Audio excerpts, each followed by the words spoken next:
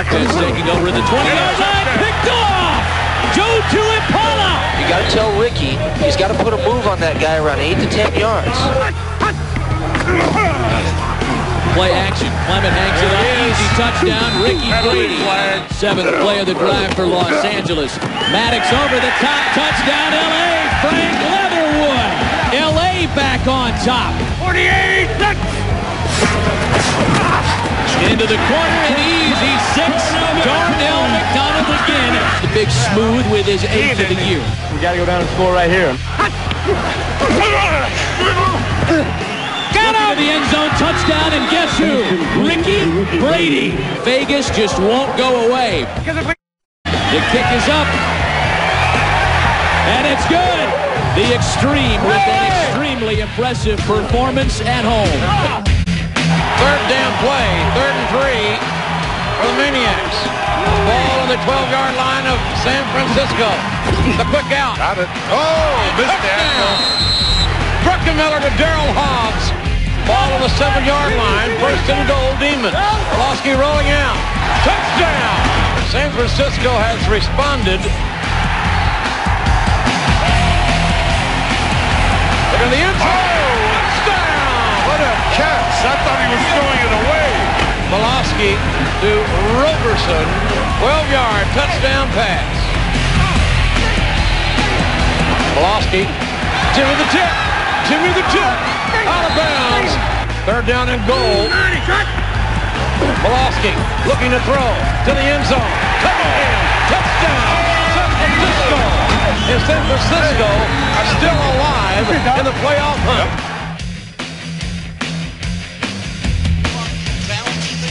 So the race in the West intensifying as the playoff drive continues, and now the Hitmen looking to run their streak to 3 will have to come back against perhaps the best team in the XFL, the homestanding Orlando Rage. We'll look at the complete playoff picture in both the East and West and have more when Bob and I come back to the Citrus Bowl.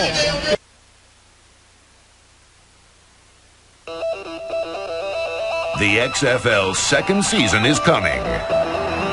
The way we're set up in the league is we're still playing for a playoff berth. We're going to be in the stand for the last play of the New York game, which is going to be on the 10th playing week, and that's the attitude we've taken. 3 teams. Only one will move on. All 3 control their playoff fate. We have a chance to make the playoffs. Now, do we have to sweep the table, run the table, so to speak? I feel we have to. He's the XFL's leading rusher with an attitude and the credentials to back it up. Slavery made a hell of a run. Sometimes it's hard to fight with your back against the wall, but then sometimes it's a good thing. Sometimes it brings out the soldier in you. The Hitmen began their playoff push manhandling Chicago on their own turf. And proved they're for real in dramatic fashion last week. Touchdown! The XFL's 2nd season is coming. Win or go home.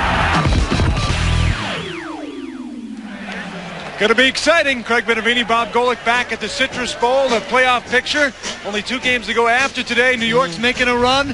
Chicago, they played some pretty good football too, and they'll meet next week on NBC in the big game. But you look at this, Bob, again, Orlando is clinched. 2nd place team makes the playoffs. Exactly. But New York, the way they're rolling right now, although they seem to have hit a little snag today, Chicago's still right there. Birmingham, we've seen kind of fall by the wayside a little bit. Vacation Weldon went down. I think they lost some of their impetus, but it's still a good battle out there in the East. Good news for Birmingham. They got a chance to control their destiny because they play Chicago in the UPN game tonight and also finish up with us on TNN in the final week of the season against the Hitmen, so they still got a shot as well.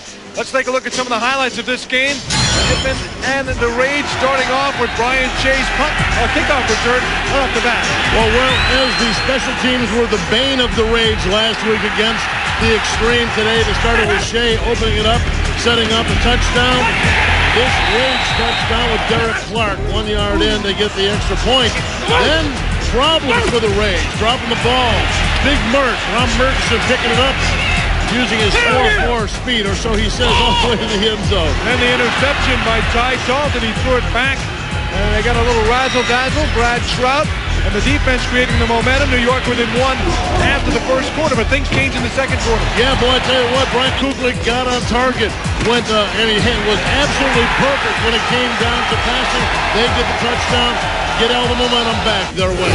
Jay Taylor, a 20-yard field goal, 17-6 at the half. Bob, what's going on with the offense here for the New York, New Jersey Hitmen? They haven't done anything. You know, part of the problem is with the Hitmen, we've looked at them over the last couple of weeks with a lot of games. We talked earlier about 6 guys throwing the football. A lot of gadget plays. They haven't really done too much of that today. Whether that's the key or not, I don't know. But the one thing I do know, when they had success, especially that first week we saw them in San Francisco, was they threw the ball downfield. You can't just work and waddle around the line of scrimmage, whether it be a run or short passes, man. You got to open it up and you got to get it downfield. Like I said, whether it's a gadget play or just a long pass, you got to do it to get the defense opened up. It's not like they've established the run either and moved the pass. They really haven't done much of anything so far offensively. Their defense has played okay. The Miller Lite halftime stats, 17-6, and you see the yardage numbers. I mean, 144 isn't an incredible number. When you only have 25, big difference. Well, I'll tell you what, the 144 you said isn't incredible, but he's gotten most of it. Cooper's got most of it in the last 8-9 minutes of this first half. Down to Lee Rehrman for more. Hey, Wally, Drew Pearson said the challenge in the second half is for the offense to really put it together, unlike the first half. Yeah, we've got to put some drives together. We weren't able to do that the first half, so we got to come out here and establish our running game and passing game. Any change in the game plan? We just got to keep them up front and get some time to throw and see what we can do from there. Well, if I was the guy, if I was him, if I was Wally, I'd be telling Lee that it's none of his business. I'm not going to give you, I'm not going to tell you any change that we made. How about this? The new scramblers. Look at these guys. Hey, this is scary. They're auditioning scramblers. They're auditioning for SeaWorld, I believe. What are these guys? Oh, look at the competition. We talk about what this is all about. No! Oh, God, put it back. Put it back in. Just walk away. Just walk away. Something you never would have seen before the advent of the scramble in the XFL. And this poor kid came all the way from Hawaii to